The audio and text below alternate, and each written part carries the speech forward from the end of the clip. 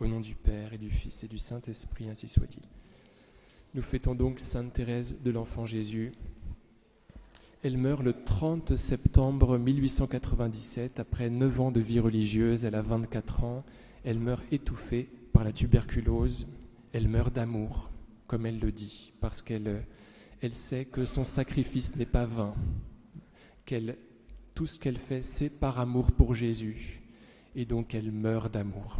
Elle est consciente que, de même que le Seigneur Jésus, quand il meurt, il donne la vie, sa mort à elle aussi procure la vie. Elle meurt par amour pour que nous ayons la vie, même si elle est prise par la maladie, elle sait que cela porte du fruit. Elle dit, mourir d'amour, ce n'est pas mourir dans les transports, parce qu'elle souffre beaucoup.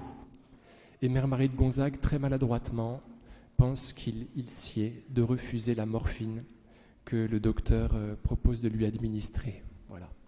C'était même pas à elle de décider. Vous voyez, c'était à cette Mère Marie de Gonzague, qui était une femme assez dure et qui pensait qu'il fallait que Thérèse souffre comme le Christ, vous savez, qui avait refusé l'anesthésiant que les soldats romains lui avaient offert au moment de sa mort. Et donc elle souffre sans partage, sans aucune consolation, soulagement. Elle va dire qu'elle souffre à en perdre la raison. En août 1897, elle dit cela.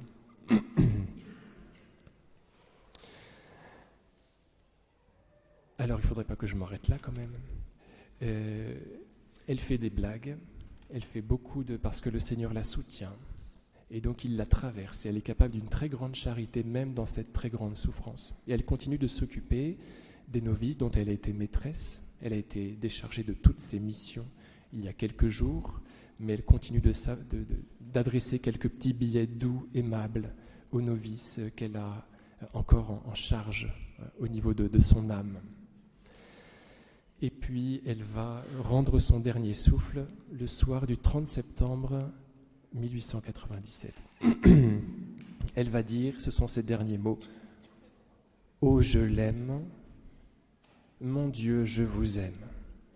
Donc tout d'abord, elle parle de Jésus. « Oh, je l'aime ». Elle parle de lui parce qu'elle est missionnaire. Elle est, à l'égal de saint François Xavier, patronne des missions. Donc elle s'exprime sur son bien-aimé. Elle essaye de le faire connaître, de montrer à ses sœurs tout l'amour qu'elle peut lui vouer en raison de l'amour qu'il déverse lui sur elle.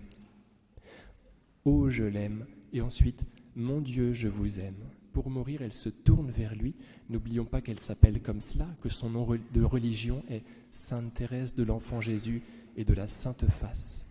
Donc elle veut lui faire face, elle veut le regarder pour ses derniers instants.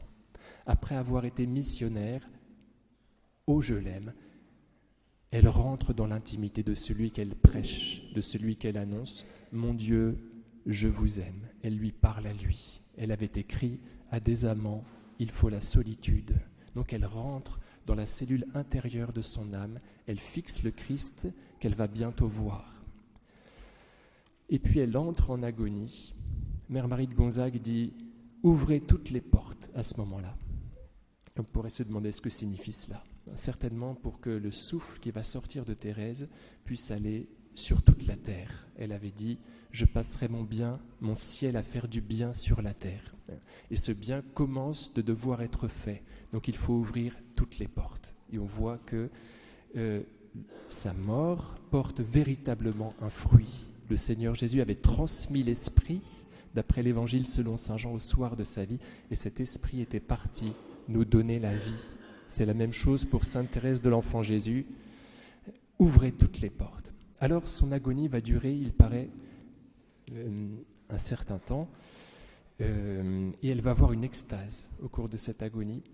Beaucoup de carmélites vont y assister, une extase qui va durer le temps d'un credo. Il paraît que pendant cette extase, elle a les yeux fixés aux cieux. Et puis elle rend son dernier souffle, après cela, à 19h20.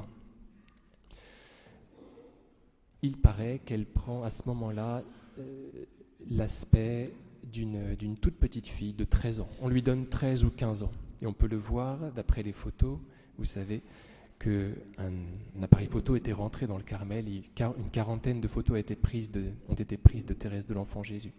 Et on la voit donc morte, effectivement, extrêmement jeune, et le visage sans aucune ombre, parce elle était flashée par le flash qu'il avait prise de face, mais cela nous fait penser qu'elle était dans la vision béatifique, dans le face-à-face avec son bien-aimé, elle qui s'appelait Sainte Thérèse de l'Enfant Jésus et de la Sainte Face. Elle démontre, elle ajoute à son enseignement ce geste, si vous voulez, cette posture d'enfance. Son enseignement, vous le connaissez, c'est la petite voix, c'est celui de l'Évangile.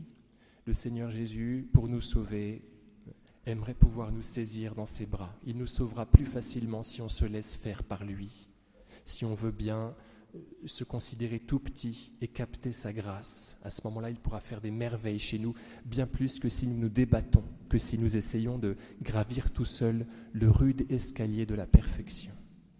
Elle propose une sainteté beaucoup plus forte, beaucoup plus performante, qui consiste à se faire tout petit pour capter le maximum de grâce.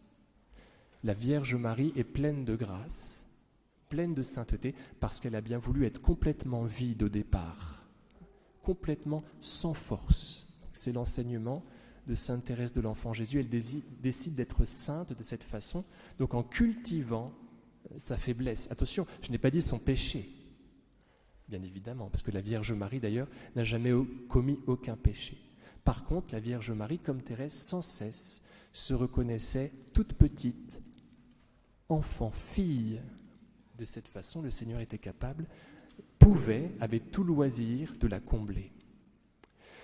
Donc, vous voyez, en prenant cet aspect d'enfant, juste après sa mort, elle nous rappelle son enseignement qui est celui-là. Si quelqu'un est tout petit, dit le Seigneur Jésus, qu'il vienne à moi. Bien souvent, quand nous sommes faibles, peu fiers de nous, à cause de notre mollesse, de notre faiblesse, eh bien, nous fuyons Dieu.